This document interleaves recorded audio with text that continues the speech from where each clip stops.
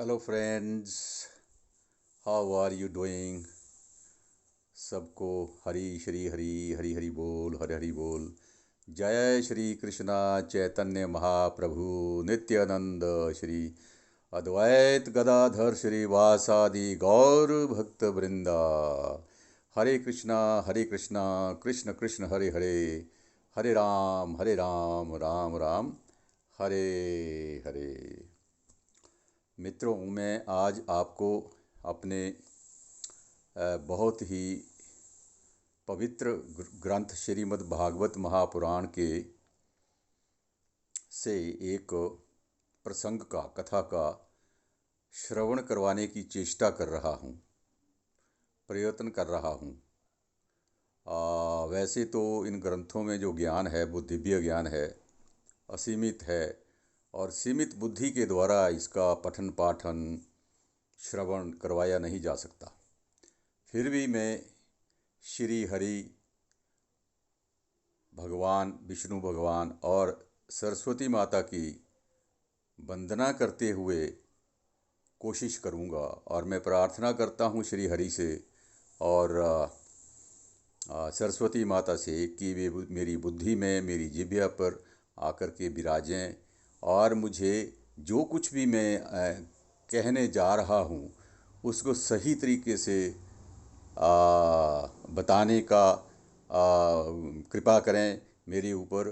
और आपको भी जो आज श्रवण कर रहे हैं, मेरे श्रोता, मेरे वैष्णव भक्तजन, वो भी इसको समझ पाएँ। तो हरि से मेरा और सरस्वती माँ से यही निवेदन है।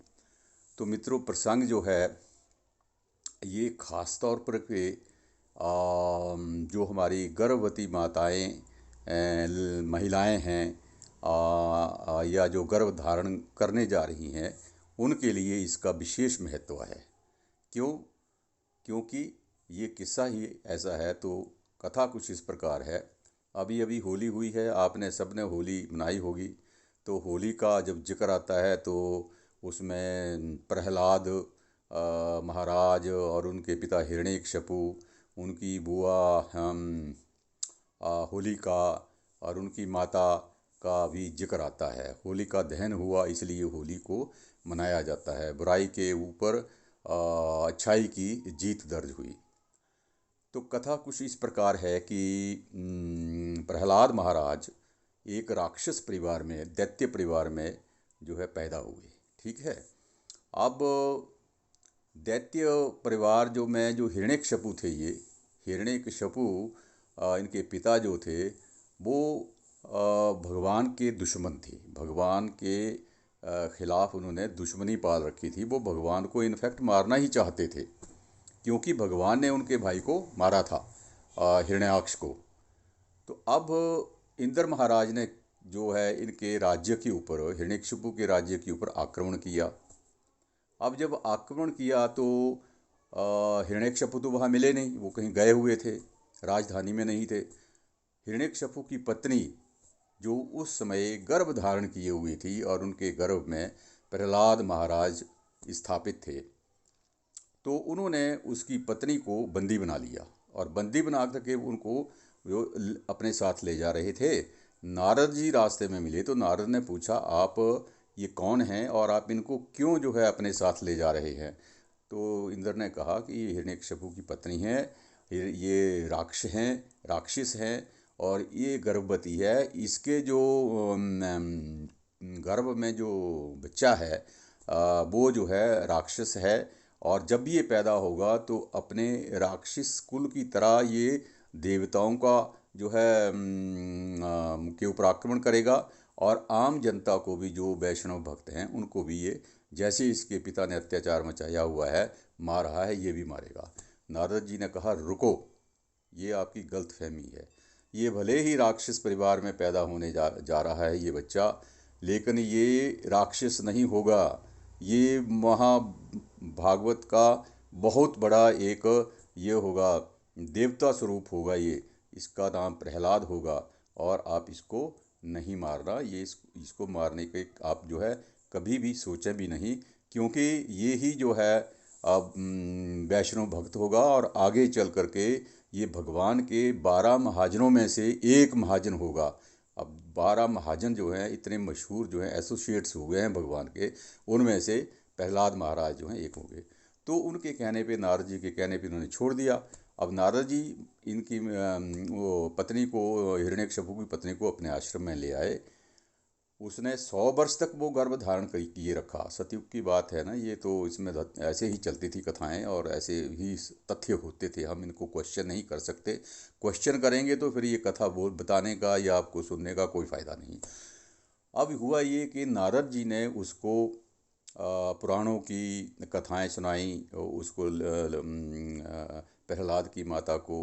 उनको संकीर्तन करवाया, उनको सुबह शाम जो है सुगम संगीत सुनाया, देवताओं की कहानियाँ सुनाई, अच्छी अच्छी बातें बताई। और जब ये उनको बता रहे थे तो प्रहलाद महाराज भी हृदय उसमें जो गर्भ में बैठे हुए थे सारा श्रवण कर रहे थे। तो उनको सब कुछ वहाँ से ज्ञान मिलना शुरू हो गया। नतीजा ये हुआ कि जब वो गर्भ से बाहर आए तो एक पूरे जो है भागवत प्रेमी के रूप में प्राकट्य हुआ उनका। अब जब हुआ उनकी फिर शिक्षा, जब वो शिक्षा करने के लिए फिर वो वहाँ चले गए वापस अपने हिरण्यकशिपु जी के पास चले गए। हिरण्यकशिपु ने उनको जो है आश्रम में भेजा विद्या ग्रहण करने के लिए। राक्षसों की अलग विद्या होती है, तो वो वहाँ जाते थे। तो वो तो पहले ही पढ़े लिखे थे, उन्होंने क्या, उन्होंने राक्षसी विद्या देनी चाहिए। तो उनके पास तो दिव्य देवताओं की विद्या थी। हमारे विष्णु वो तो महाभक्त थे उनके। अब हिरण्यकशिपु ने उनको पूछा कि भाई आप जो है, मैं भगवान के समान हूँ, आप मेरी पूजा क्यों नहीं करते हैं? आप जो है विष्णु भगवान को, कृष्ण भगवान को और दूसरे देवताओं को जो है पूजते हैं, कि मुझे भी कहते हैं कि ये बड़े हैं मुझसे। तो उन्होंने उसको क्या किया कि कई तरह के कष्ट देने शुरू कर दिए। उनको मारना ही चाह रहे थे, कि मारना चाहते थे उनके पिता उनको। तो उन्होंने एक बार उसको पहाड़ से नीचे गिरा दिया, फिर सांपों के बीच में डाल दिया, और उनको समुद्र में गिरा दिया, उनको विष पिला दिया, उनको कुछ नहीं हुआ। उनको फिर क्या है, उनकी जो हिरण्यकशिपु की बहन है, वो उसकी बुआ प्रहलाद जी की, वो आई, वो उनको उसको लेकर, उसको वरदान प्राप्त था ब्रह्मा का कि वो जलेगी नहीं आग से। तो वो गोदी में लेकर के, चिता में, जलती हुई चिता में प्रहलाद को गोदी में लेकर के बैठ गई। स्वयं तो वो ख़त्म हो गई और प्रहलाद जी को कुछ नहीं हुआ। तो प्रहलाद जी को, के पिताजी को, हिरण्यकशिपु को फिर नरसिंह भगवान ने मार दिया।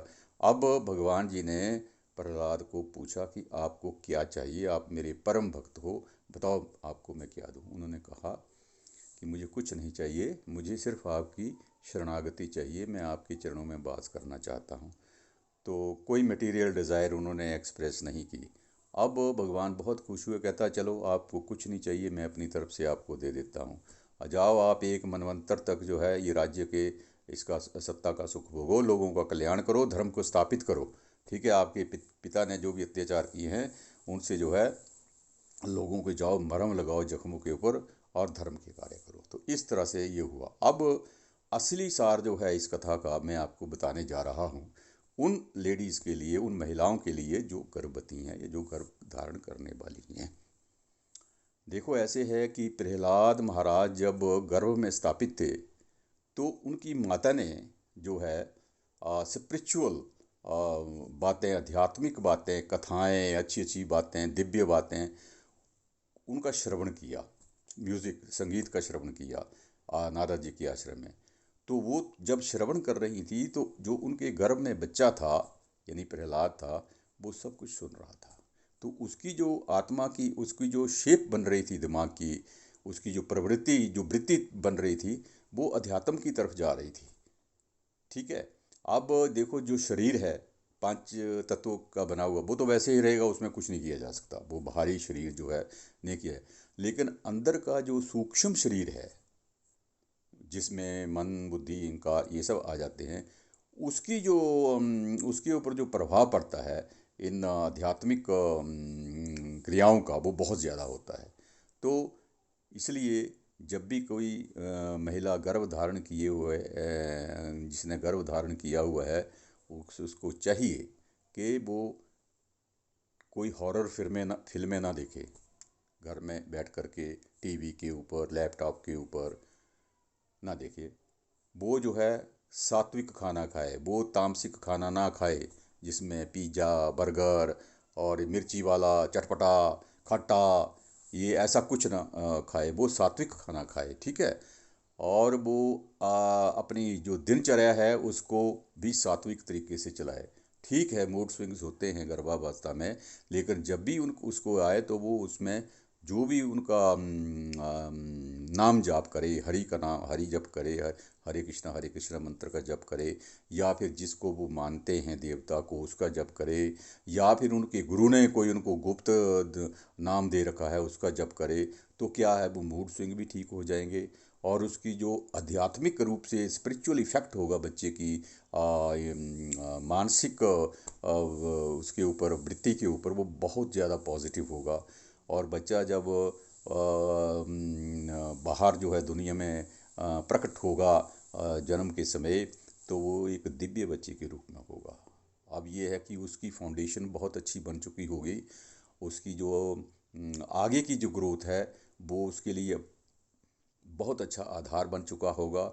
और वो बच्चा शांत चित्त होगा, वो बच्चा स्थिर बुद्धि वाला होगा, वो बच्चा इंटेलिजेंट होगा, वो बच्चा सदाचारी होगा, वो बच्चा पढ़ने के लिए होशियार होगा, वो बच्चा आगे विद्या में बहुत अच्छी विद्या, उच्च विद्या ग्रहण करेगा, जीवन में जो है बहुत सक्सेसफुल होगा, अच्छी नौकरी मिलेगी, अच्छा बिजनेस होगा, जो भी वो करेगा। मतलब उसके पास जो है एक मॉरल वैल्यूज़ की सॉलिड फाउंडेशन होगी, स्पिरिचुअल वैल्यूज़ की सॉलिड फाउंडेशन होगी। एक अच्छे इंसान के रूप में वो बाहर आएगा, ठीक है।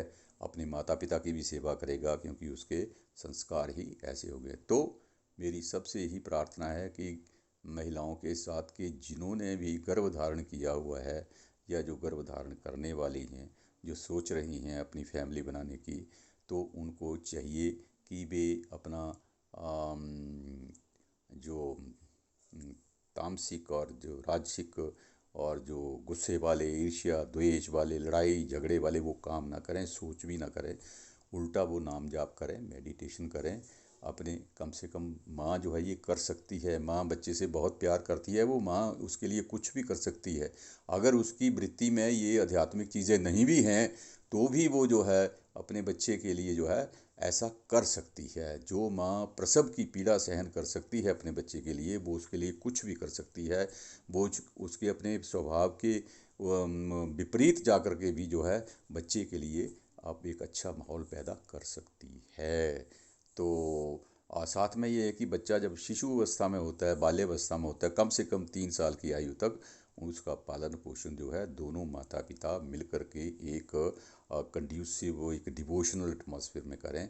ठीक है, दुनियादारी भी निभानी होती है, ठीक है। तो बच्चा जब वो बड़ा होगा उसके पास स्पिरिचुअल, उसके पास मटेरियल, दोनों जो हैं एस्पेक्ट जो हैं होंगे, और वो कंप्लीट जो है पर्सन जो है कंप्लीट ह्यूमन बीइंग के रूप में अपने जीवन को जिएगा। धन्यवाद, बहुत बहुत धन्यवाद। हरी हरी बोल, हरी हरी बोल जी।